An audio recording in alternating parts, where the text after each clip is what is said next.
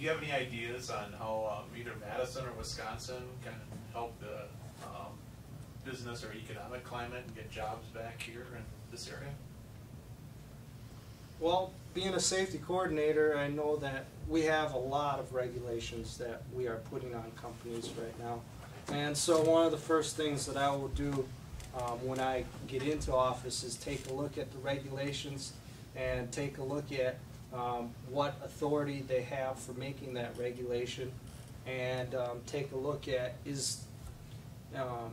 if they do have the authority, then is it effective? And if it's not effective, then why should we have it?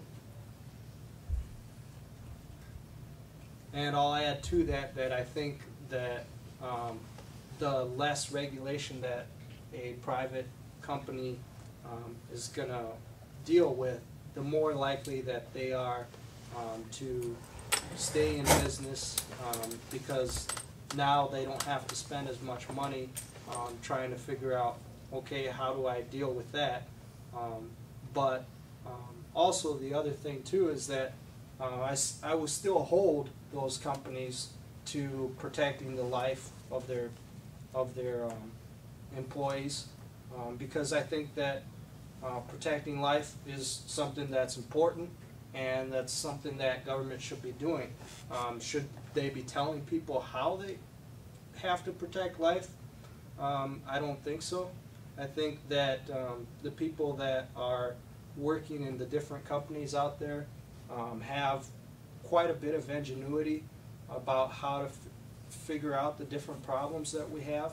And just to give you an example, we had one problem where we had to get a certain part made, and there was repetitive motion to the wrist for an employee, and I could have set a whole bunch of different rules for my company on how we went about and did that, but one of our employees, just by taking a few seconds to look at that job, he figured out a system where he didn't even have to touch the parts and fix that problem right there.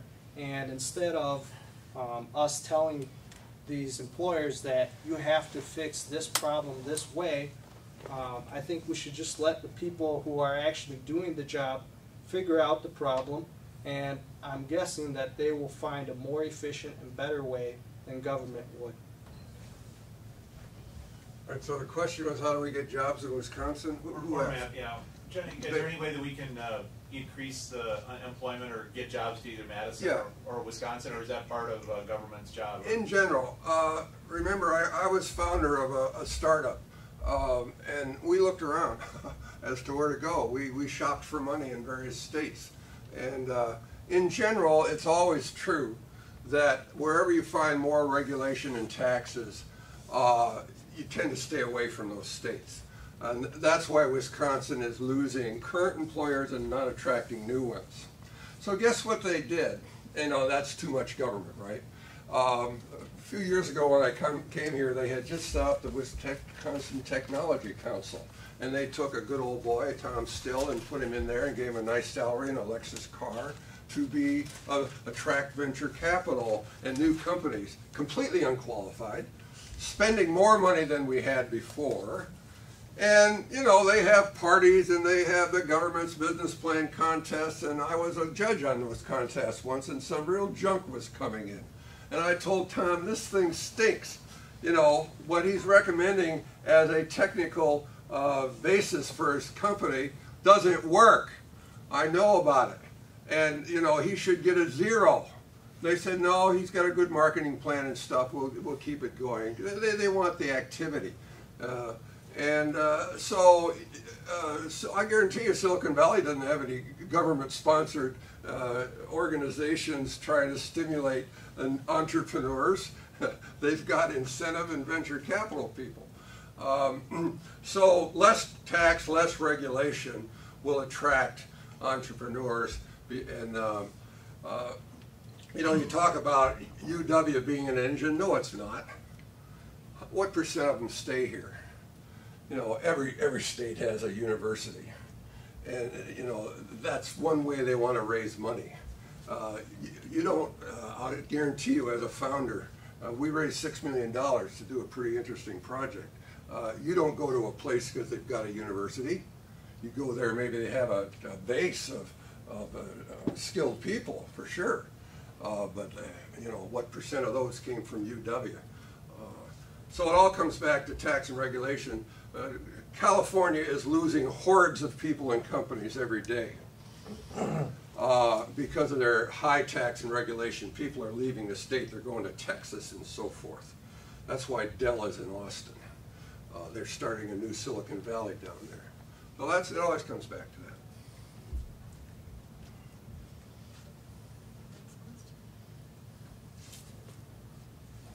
Go ahead. Your opinion on the Second Amendment?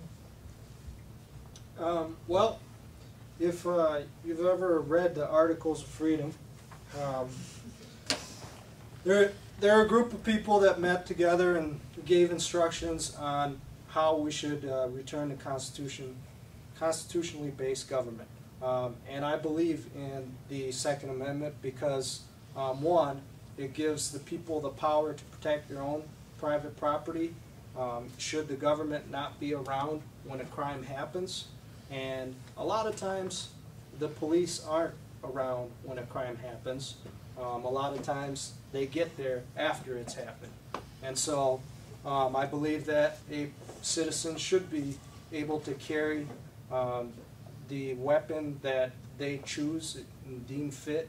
I believe that if there are licensing requirements at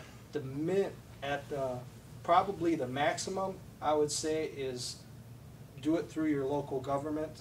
That way, if you're handing out permits or whatever it is, the people who are actually handing out the permits will do that. Am I gonna want any state regulations on permitting or anything like that? I don't think so. Mr. Redick. Anybody have a license for their knives and hammers at home? The same for guns. You have a perfect right to have a gun.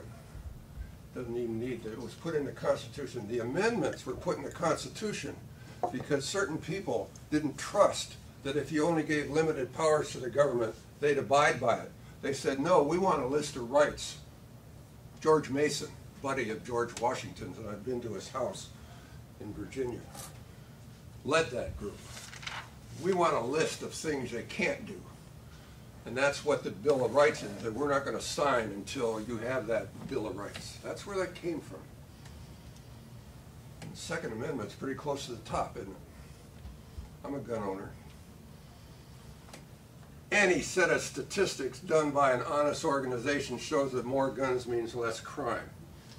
The muggers are afraid you might be armed when they get you on the street or in a parking garage or your house. Wouldn't you as a mugger? In Australia, in Canada, and the UK, where there's almost no guns or zero, they have daylight robberies.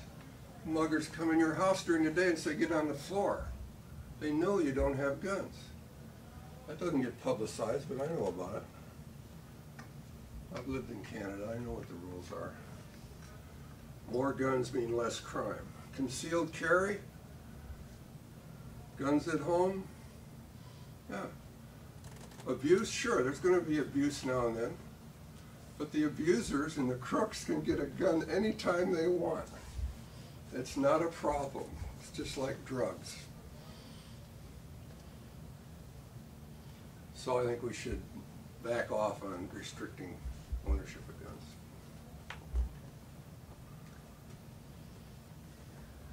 One of the issues that this group has taken an interest in is shoreland zoning, which is becoming more and more of an issue in different areas of the state. What is your position on shoreland zoning, and what would you do as assemblyman from the 77th district to curtail it if you do not agree with it?